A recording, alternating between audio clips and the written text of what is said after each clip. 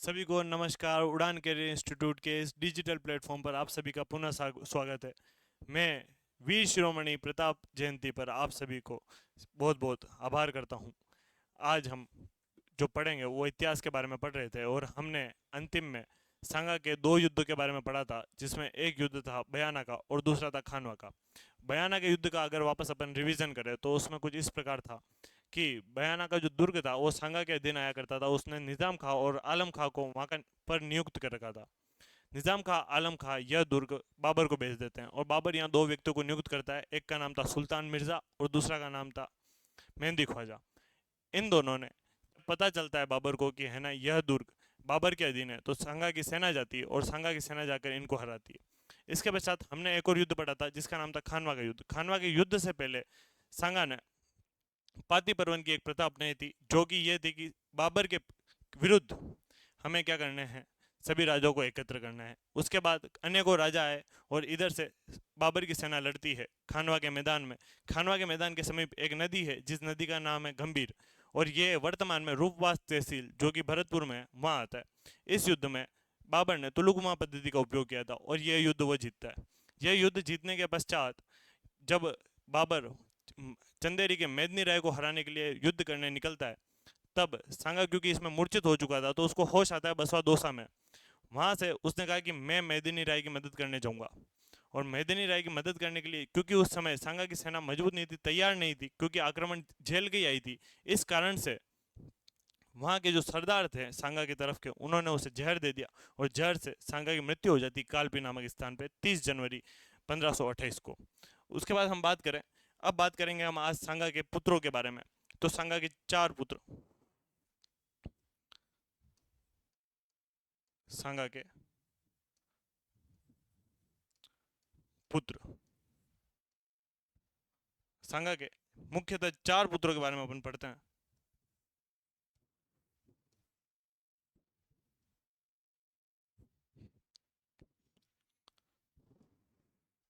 इसमें जो प्रथम नाम आता है वो आता है भोजराज। भोजराज। दूसरा जो अपन को नाम मिलता है इसमें वो मिलता है रतन सिंह। रतन सिंह। तीसरा जो नाम मिलता है हमें इसमें वो मिलता है विक्रमादित्य।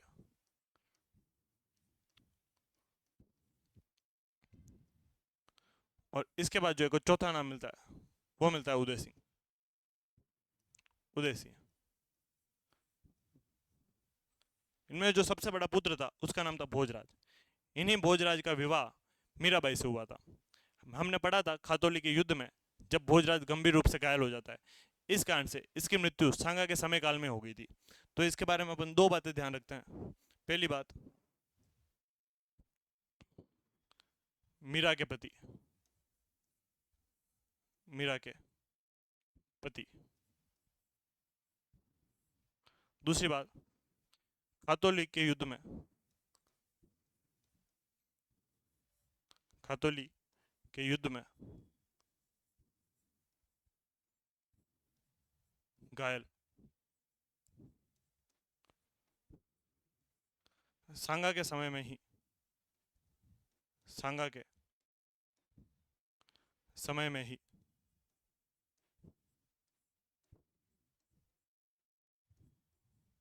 मृत्यु। इसके पश्चात कुछ समय के लिए राजा बनता है कौन? रतन सिंह। रतन सिंह का अगर अपन समय देखें तो वो आता है 1528 से लेकर 1531।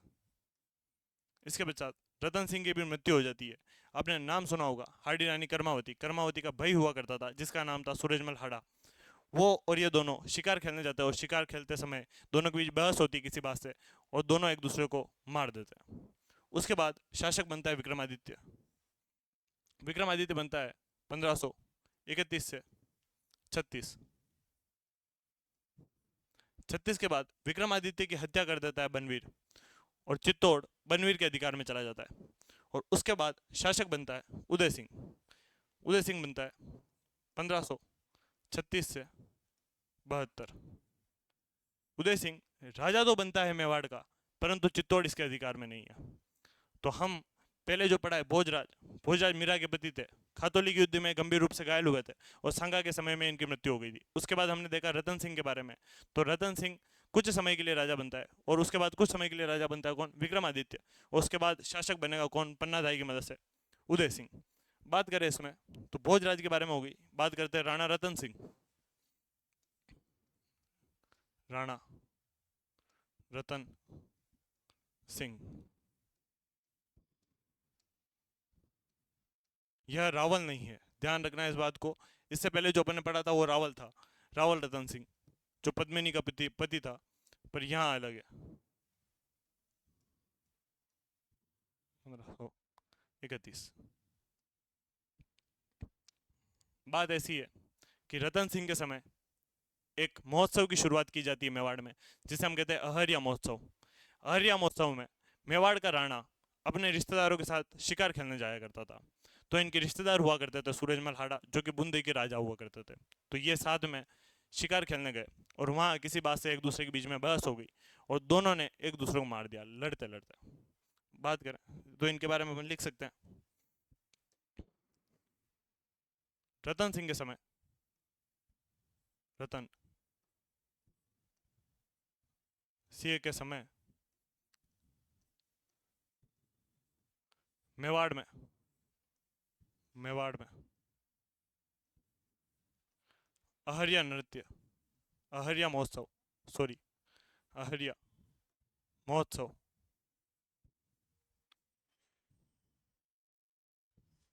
की शुरुआत हुई, की शुरुआत हुई।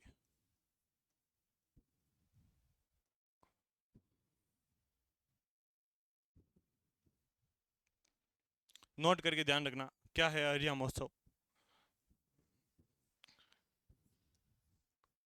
अहरिया महोत्सव,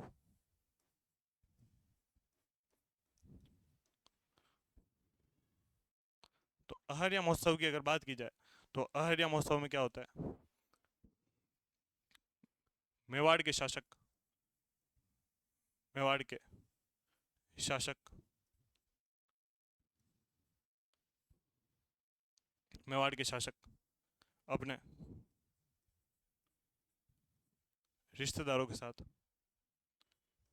रिश्तेदारों के साथ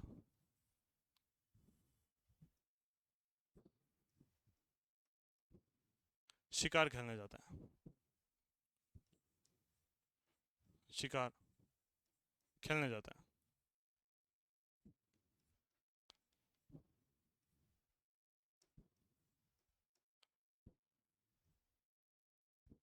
आपसे पूछ ले किस ऋतु में जाते हैं, तो याद रखना ये बसंत ऋतु में जाया करते थे। तो साथ में अपन लिख सकते हैं कौन सा ऋतु है, तो ध्यान रखना बसंत ऋतु,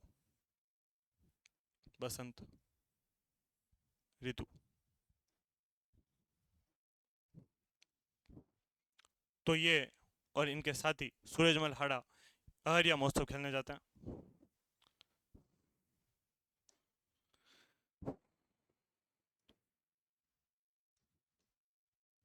रतन सिंह, रतन सिंह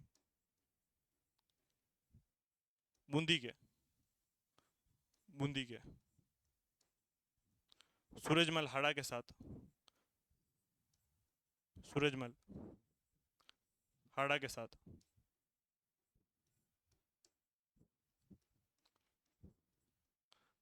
अहरिया महोत्सव, अहरिया खेलने गए, खेलने गए, तथा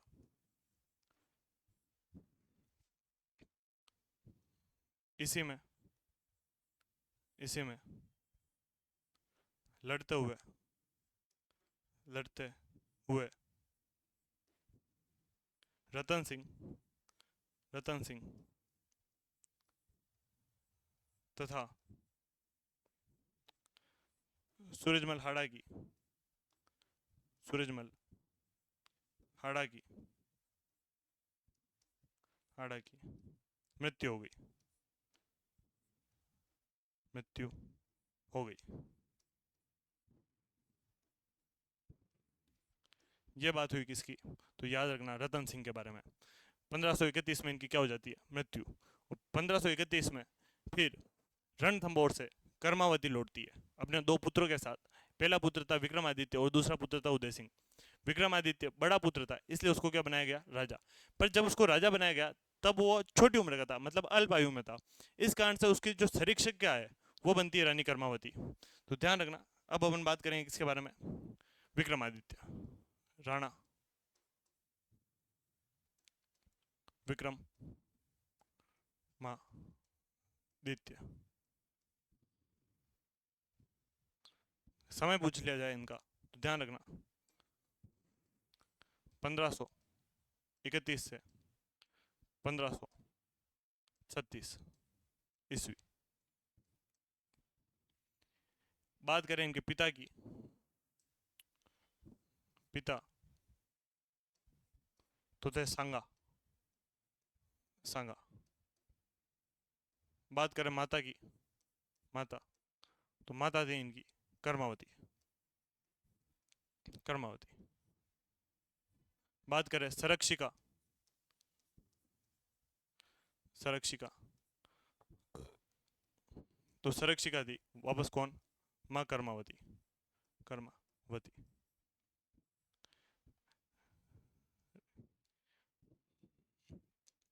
पूछ ले इनका राज्याभिषेक, राज्याभिषेक तो याद रखना 1531 चित्तौड़गढ़, चित्तौड़गढ़।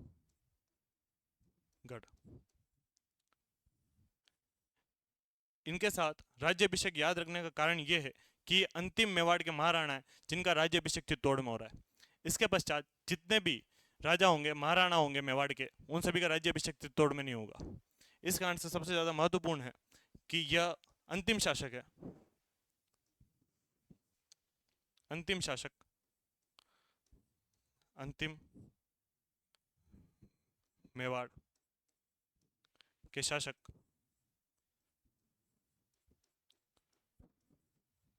जिनका जिनका राज्याभिषेक, राज्याभिषेक चित्तौड़ दुर्ग में हुआ, चित्तौड़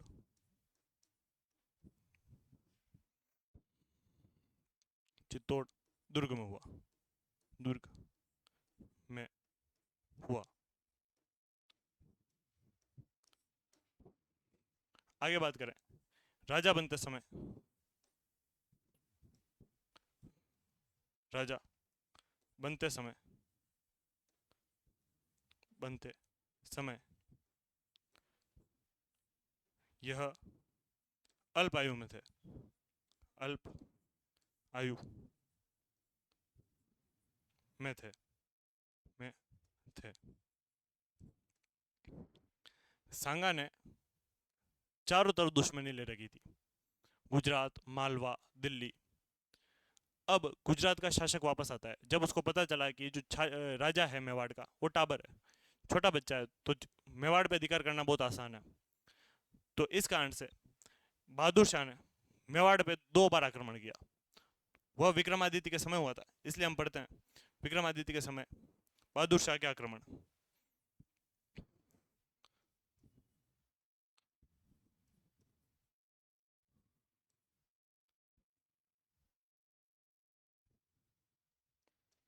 समय आक्रमण, आक्रमण। इनके समय के आक्रमण की बात की जाए तो 2 बार आक्रमण होता है, 2 बार में प्रथम बार 1533।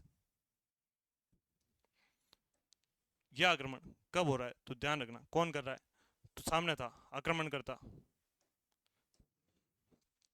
आक्रमण करता, करता। याद रखना बहादुर शाह, बहादुर शाह। यह बहादुर शाह गुजरात का शासक था, गुजरात का।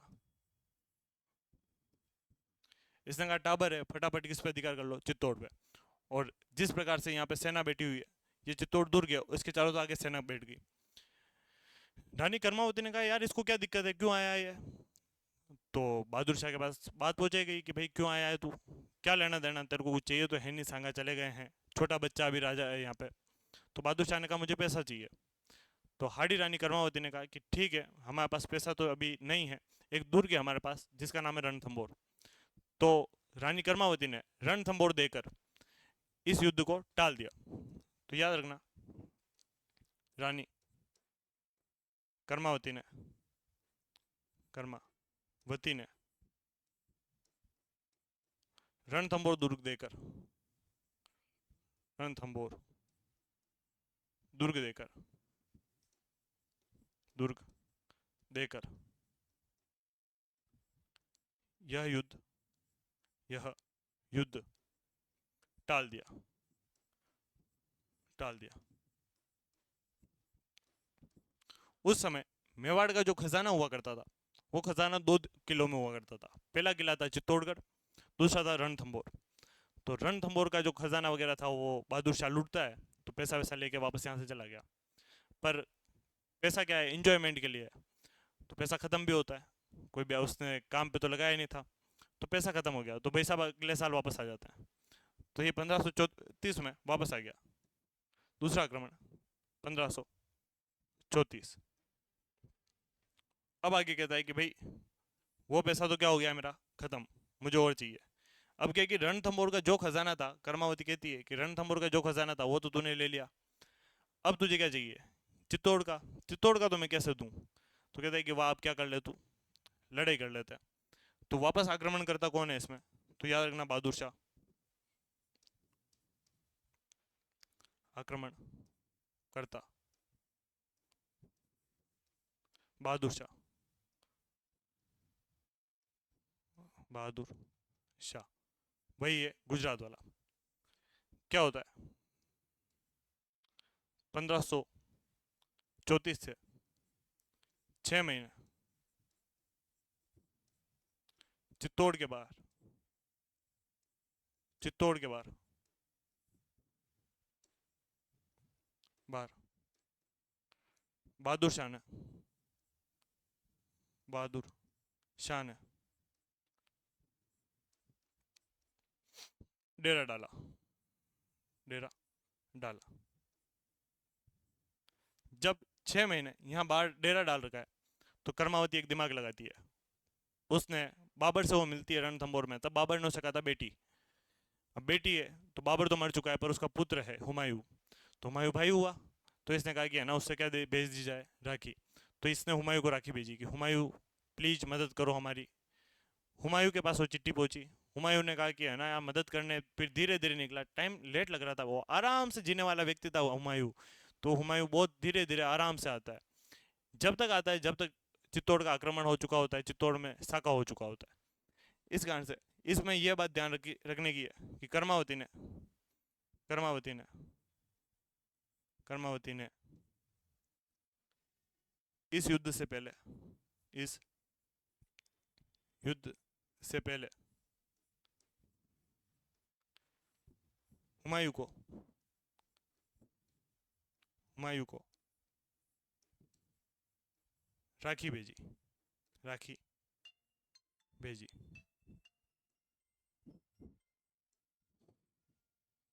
राखी भेजी। पर हुमायूं आता नहीं है। तो इस युद्ध के समय क्या होता है, मेवाड़ का दूसरा साका। क्या होगा, मेवाड़ का दूसरा साका। अब मेवाड़ के दूसरे साका में जो जौहर का नेतृत्व करेगी वो करेगी हाडी रानी कर्मावती। पर इधर राजा छोटा था, तो वह केसरिया का नेतृत्व नहीं कर सकता था, इसलिए केसरिया का नेतृत्व यहाँ से करता है बाघ सिंह देवलिया, जो कि खानवा के युद्ध में भी गया था। देवलिया वर्तमान में प्रतापगढ़ में आता है। तो वहाँ का जो सामंत हुआ करता था बाघ सिंह, वो इसका नेतृत्व करता है। तो बात करें मेवाड़ का दूसरा साका।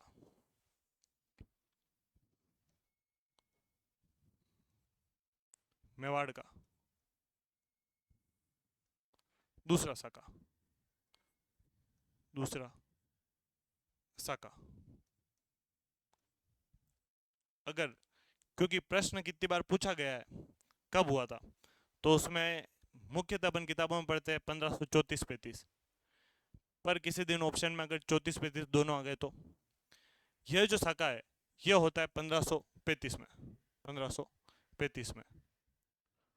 और इसका हमें लिखित एविडेंस मिल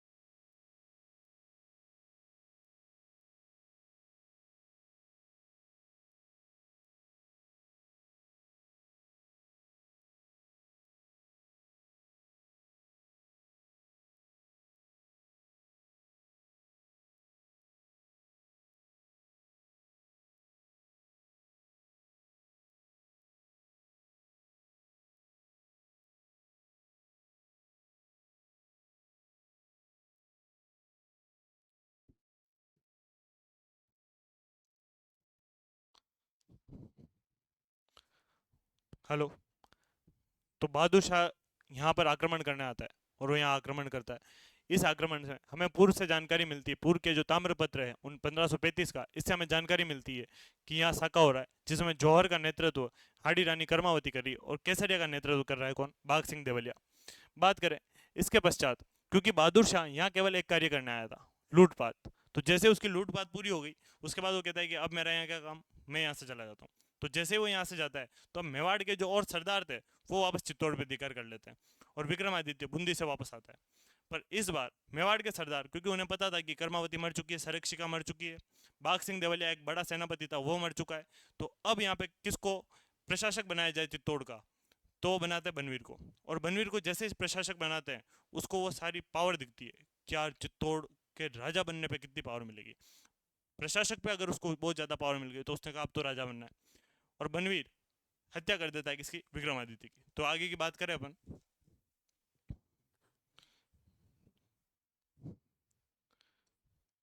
1535 में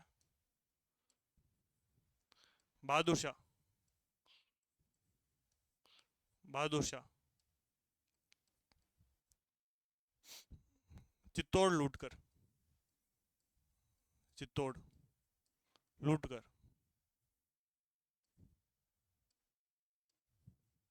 वापस वापस गुजरात चला गया, गुजरात चला गया, चला गया। बात करें इसके गुजरात जाने के और भी कारण थे। पुर्तगाल जो गुजरात के बंदर का है उनके ऊपर आक्रमण करना शुरू हो चुके थे। इधर से हुमायूं ने भी सोचा कि मैं गुजरात का अभियान करूं। इस कारण से बहादुर शाह कहता है कि अपने यहाँ से निकलो फटाफट, लूटपाट मचा ली है तो अब निकल जाता है। इसके पश्चात मेवाड़ के मेवाड़ के सामंतों ने सामंतों ने पुनः मेवाड़ पर, चित्तौड़ पर चित्तौड़ पर अधिकार प्राप्त किया, अधिकार किया, अधिकार किया।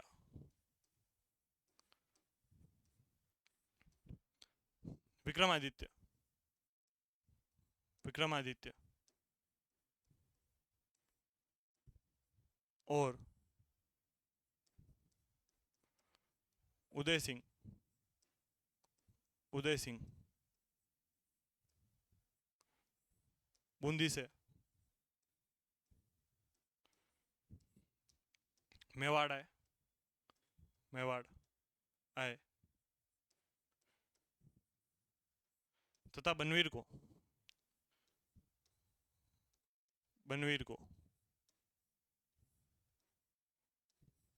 चित्तौड़ का चित्तौड़ का प्रशासक बनाया गया, प्रशासक बनाया गया, बनाया गया। जब बनवीर चित्तौड़ का प्रशासक बनता है उसको लगता है यार इतना पावर है चित्तौड़ का, अगर मैं राजा बन जाऊं तो कितना पावर होगा।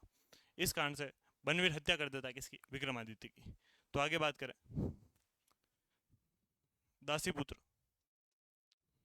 दासी पुत्र बनवीर बनवीर राजा विक्रमादित्य की विक्रमादित्य की दित्य की हत्या कर देता है, हत्या कर देता है।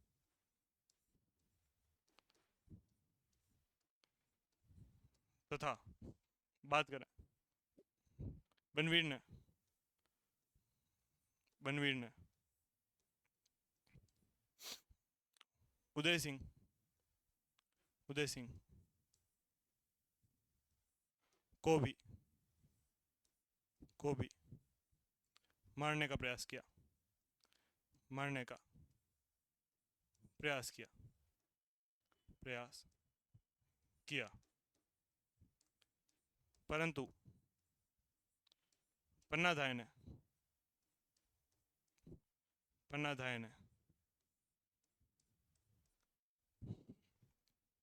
अपने पुत्र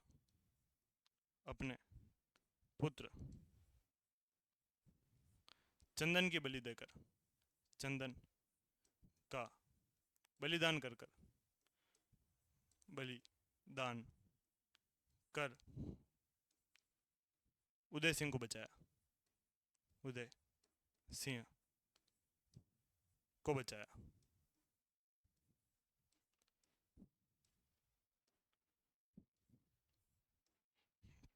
आपने यह नाम जरूर सुना होगा, पन्नाधाय। वह वीर वीरांगना जिसने मेवाड़ की रक्षा करने के लिए अपने पुत्र चंदन की बलि दी। उसे पता था कि बनवीर अब उदय सिंह को मारने आ रहा है विक्रमादित्य के पश्चात। तो उसके साथ जिस उम्र का उदय सिंह था उसी उम्र का हुआ करता था चंदन। तो उसने कहा अगर मुझे मेवाड़ को बचाना है, मेवाड़ के राजा को बचाना है, तो मुझे मेरे पुत्र की बलि देनी पड़ेगी। उस माँ में क्या कलेजा होगा जो उसने अपने पुत्र को सुला दिया और उसको थपथपा रही थी कि हाँ, उसे पता था कि है ना उदय सिंह की जगह बनवीर अभी आएगा और इसको मार देगा। प्रणाम है ऐसी वीरांगना को, ऐसी माता को कि हम क्या कहें। तो बात किसकी है? तो पन्नाधाय ने अपने पुत्र चंदन की बलि देकर उदय सिंह को बचाया। और पन्नाधाय उदय सिंह को लेकर यहाँ से निकलती है कहाँ के लिए? कुंभलगढ़ के लिए। और कुंभलगढ़ में वहाँ का जो किलेदार हुआ करता था जिसका नाम था आशा देवपुरा, उसको जाके बताया कि है ना ये उदय सिंह है। सभी जो मेवाड़ के सामंत है उनको बताया जाए कि उदय सिंह यहाँ पर है और जो बनवीर ने हत्या की है वो मेरा पुत्र चंदन था। तो उसके पश्चात कुंभलगढ़ में उदय सिंह के से मिलने जो मेवाड़ के सभी सामंत है वो आते हैं।